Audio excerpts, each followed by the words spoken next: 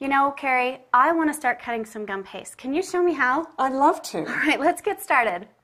Now, the Cricut cake machine can cut quite a few edible materials, and we're excited to tell you about two of those today.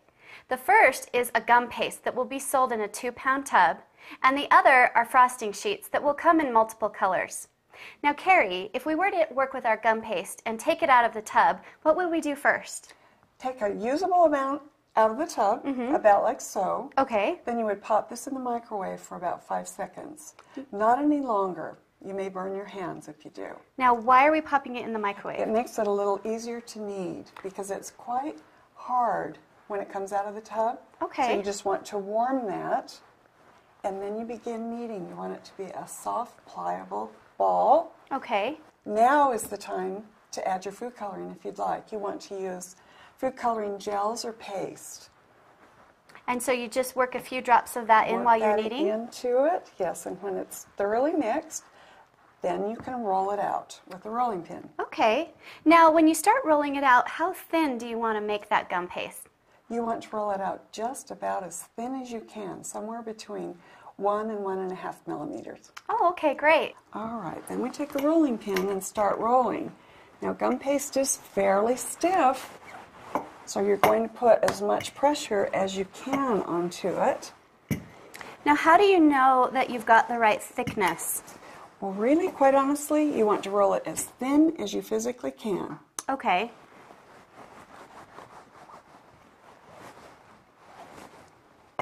And you'll have to work at this for a minute. Okay.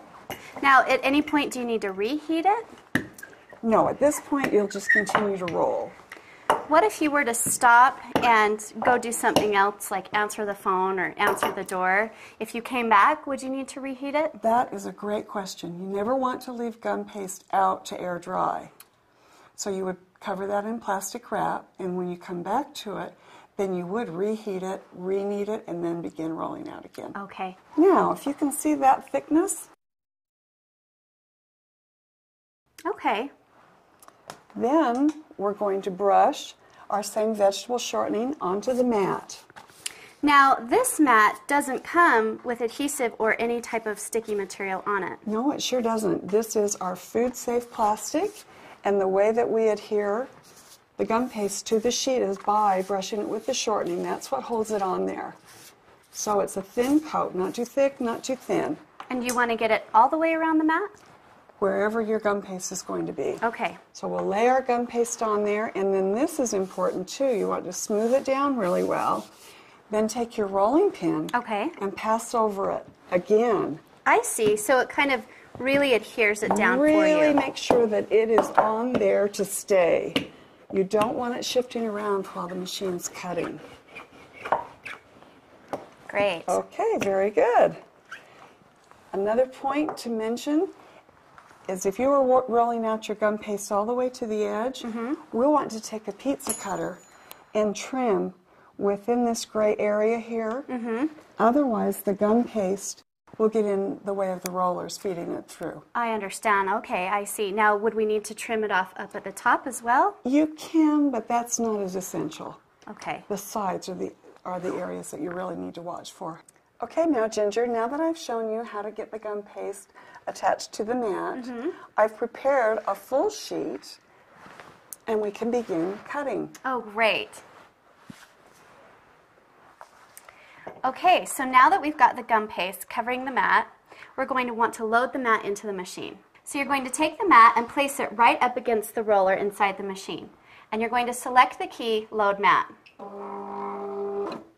Once the mat's been loaded, I like to actually drag the blade over 1/4 of an inch in and 1/4 of an inch down. I do that by pressing the arrow keys on the cut button.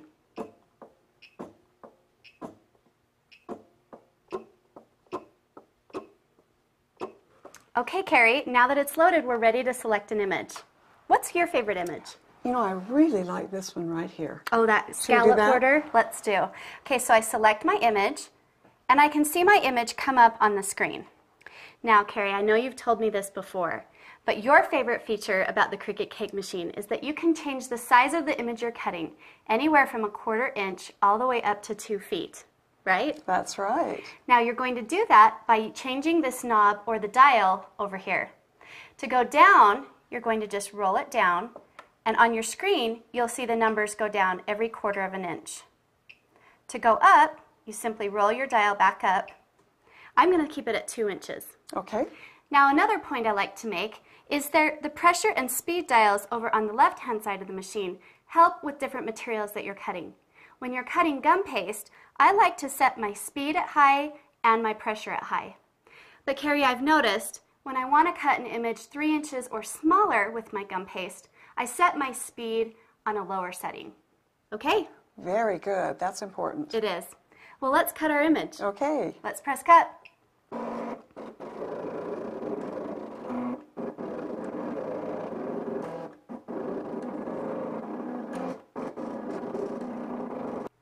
Okay, Carrie, now that it's done cutting, we want to unload our mat from our machine. We're going to select the Unload Mat key. And now let's see how our image turned out. I'm going to just peel the gum paste back off of the mat. Beautiful. Look at that. And now let's take the actual image and peel it off. Wow.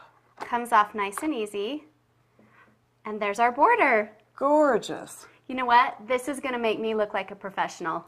Now that we've pre-cut a few of our border designs, how do we get the borders to stick on the cake, Carrie? Very simply, pick up your piece. Okay. You take your water brush and just apply a small amount of water to the back of your piece. Wow, that's really simple. That's all, huh?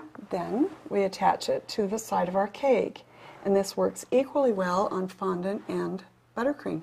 Great. Would you like to give it a try? Oh, I would love to. This is the fun part. So I just take the border off the mat, and with my brush, I just go around the edges, just kind of quick. And now I can adhere it onto my cake. Oh, wow. Perfect. I look like a professional. You I do. can't get over it. Good job. Thank you. Now let me show you a bonus tip. If you'll take a piece like this and form it into a curve, if you let that dry overnight, that will dry that way and you have a cute little crown or tiara for the top of your cake. So you can make 3D elements out of the gum paste. Yes, it dries firm. Okay, Carrie, now before we want to completely finish up, we want to clean our machine. And I love the fact that the Cricut cake machine is easy to clean. Now there's a few features that we want to go over. The first is your blade. We want to unscrew the knob and take out our blade assembly. Once we do that, we can pull off the plastic coating at the bottom and then gently take our blade out of the assembly.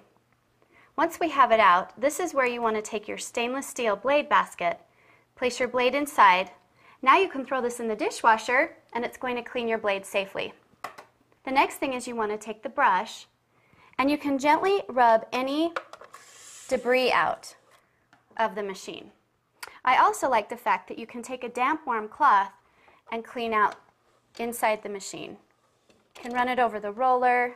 You can even run it over the top silicone piece. Now the last thing we don't want to forget before we close up the machine is to take out our cartridge, and we want to place in the cartridge port plug right there. Now the machine has been designed so that it can easily close up and be stored. And what about cleaning the mat? Oh, it's really easy. You're just going to want to wash it with a damp cloth. And remember, the mat's not dishwasher safe. And that's the process, Carrie. We've just been able to show how to decorate beautiful cakes. You know, the thing I love about Cricut Cake is that it's perfect year-round for all of your occasions. And it's also very easy to use for the beginning cake decorator as well as the professional.